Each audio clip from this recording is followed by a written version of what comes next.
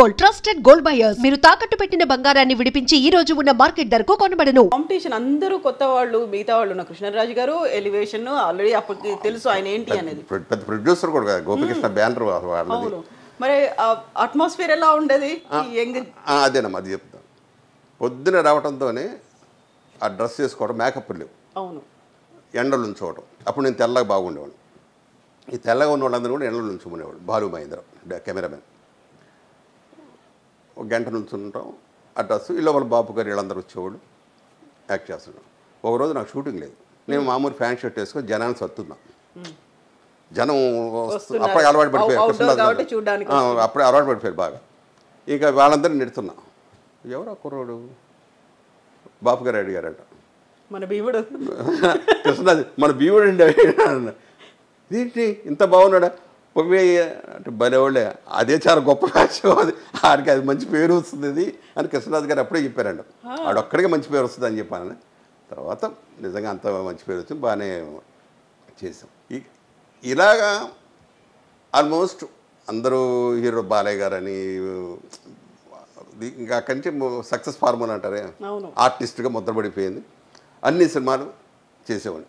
కాకపోతే ఎక్కువ 40-50 సినిమాలు 40-50 రోజులు అడిగితే ఆడది తప్పించుకొని అది ఎంత పెద్ద హీరో వేసేది ఇటు వచ్చేవాడు. ఎక్కువ సినిమాలు చేయాలి, నెంబర్లు అంతే. 40-50 రోజులు అడిగారంటే మోస్ట్ పవర్ఫుల్ రోలే అయ్యి ఉంటుంది మీకు. నేను అది ఫస్ట్ కొత్తలో అలాగే దెబ్బతిన్నాను. 40-50 రోజులు అడిగి మహా అంటూ 4-5 రోజులు చేసేవాడు.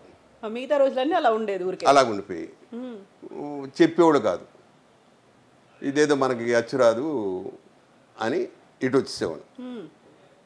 వాళ్ళు తర్వాత ఎవరన్నా కాదు ప్రసాదబాబు వెయ్యాలి అని ఎవరన్నా పట్టుబట్టి ఇచ్చేస్తే అప్పుడు చెప్పేవాడు. నా పరిస్థితి ఎన్ని రోజులు ఉన్నాయో చెప్పండి, కరెక్ట్గా అన్ని రోజులు నేను చేస్తాను. ఆ తర్వాత మెల్లిమెల్లిగా అందరూ జనానికి కూడా అలవాటు పడిపోయారు. ఉన్న రోజు చెప్పడం, అవి చేసుకోవడం. ఒకరోజు ఉన్నా చేసేవాడిని, గంట ఉన్నా చేసేవాడిని. అది కౌంటింగ్ రావాలి నాకు. అలాగా అందరి హీరోలతో చాలా బాగా చేసేవాడు. ఇలాగ ఇంకా శోభన్ బాబు గారితో అయితే ఎక్కువ నేను పిలిచేవాడిని. ఆయనతో ఆల్మోస్ట్ ఎక్కువ నా పేరు చెప్పేవాడు ఆయన. కృష్ణరాజు గారు కానీ, కృష్ణ గారు కానీ, శోభన్ బాబు, వీళ్ళు ముగ్గురు కూడా నా పేరే చెప్పేవాడు. ఏదన్నా ప్రాబ్లం వస్తే నేను వాళ్ళ మేనేజర్ చెప్పేవాడు, నాకు ఇలా ప్రాబ్లం ఉంది, ఏదన్నా ఉంటే అంటే ఏం పర్వాలేదు మేము చూసుకుంటాం, ఒప్పుకోమని ఉంది వాడిని.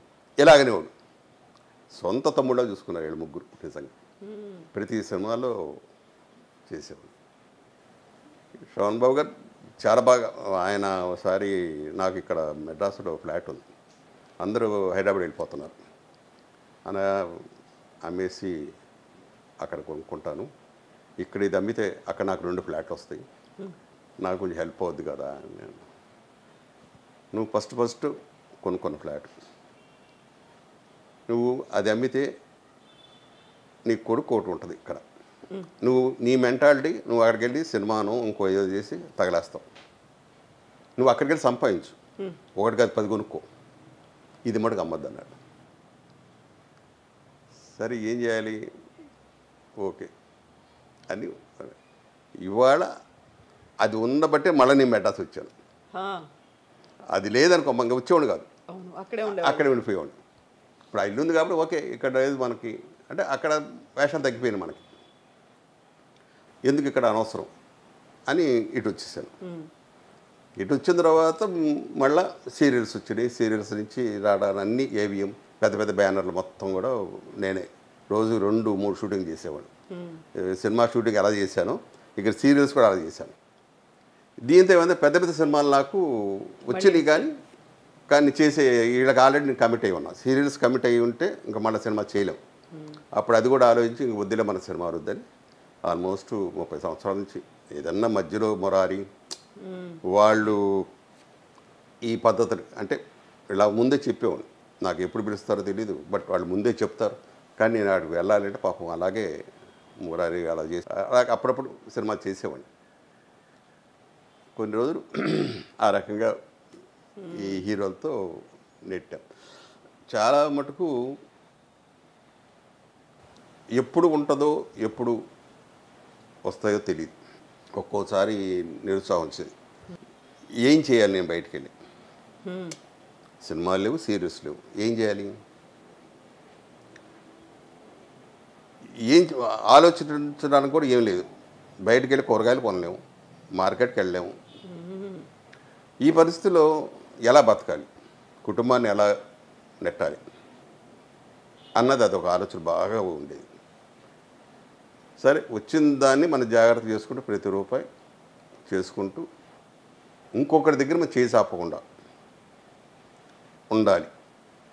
దేవుని ఒకటే అడిగేవాడిని, వెళితే నన్ను తీసుకెళ్ళిపో, ఒక్కరి దగ్గర చేయి చాపి మటుకు పెట్టే పరిస్థితి నన్ను ఉండవద్దు. ఇంకా కోట్లు అడిగేవాడు కాదు, ఇళ్ళు అడిగేవాడు కాదు. ఇది ఒకటే ఆయన్ని కోరుకునేది. ఎప్పుడు దేవుడి గుడికి వెళ్ళినా ఇలా అడిగేవాడిని. దేవుడు అలాగే ఎవరి దగ్గర చేసి ఆపనివ్వకుండా హ్యాపీగా వెళ్ళాడు. ఈ లోపల నా కొడుకు నా చేతికి వచ్చాడు. ఇక వాడు ఉండి, ఒరే డాడీ ఇంకా వద్దు, ఎన్నాళ్ళు పడ్డారు, ఇంకా మీరు రిలాక్స్ అయిపోండి, ఒరే వస్తే చేస్తా, రాకపోతే మటుకు నేను ఎవరిని అడగను, ఇంట్లోనే ఉంటాను. సడన్గా ఒక రోజు అంటే మా వాడు, డాడీ నాకు ఇప్పుడిప్పుడే ఆఫర్స్ వస్తున్నాయి, బిజినెస్ ఇప్పుడు డెవలప్ అవుతుంది, మీరుంటే నాకు సపోర్ట్ ఉంటుంది, పిల్లల్ని మీరు చూసుకుంటారు, నేను బిజినెస్ డెవలప్ చేసుకుంటాను. ఇంకా అప్పుడు మెంటల్గా డిసైడ్ అయిపోయాను, ఇంకా వద్దు సినిమా ప్రపంచం.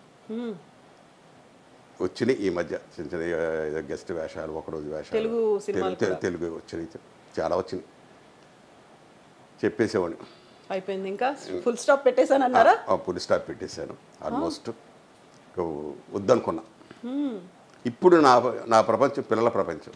చాలా హ్యాపీగా మనోడు మనవరాళ్ళు తాత తాత అని పిలుస్తూ ఉంటే తాతయ్య తాతయ్య అన్న పిలుపు ఉంటుంది చూసారా, సూపర్. సో టైం అంతా అలా గడిచిపోతుంది బాగా.